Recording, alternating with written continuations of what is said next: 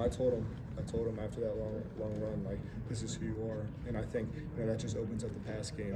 When he broke that long run, you could just feel the energy and feel those throwing lanes open up. So kind of like what you just asked about, why we were able to find those holes. I think him and K-Tron are a huge part of that. Ethan, I apologize for this. You mentioned he plays in the game. Danny said he plays in the game. Terry's been very adamant about throwing the ball down. How comfortable did you feel with it? Seemed like the second half, pushing the ball vertically more for you guys. Yeah, I felt super comfortable. I think the windows, just seeing the windows, I felt good.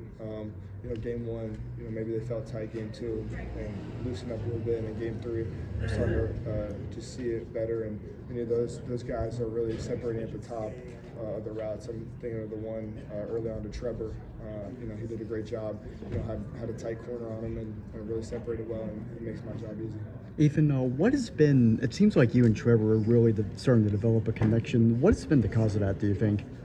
I just think our off-the-field stuff, me and him go to dinner every week, a couple of receivers, so I think that's just a huge part of it. Me and him just being able to click, and I think the stuff in practice as well is huge. We practice that route all the time, and just being able to hit it, a couple times felt really good. Did you think the protection Indiana's last touchdown, and what were you thinking during that 3, 4, 5 minutes while the officials were reviewing it? Yeah, I mean, it's a tough one. It's hard to tell up on the video board, but obviously we're just hoping that it wasn't. And then once it was, Danny came over and just told us, like, nothing to do but go down and score. You got to get field goal range. We're just talking through the options of what we need to do, and it was just in my head, it was like, we just need to go score.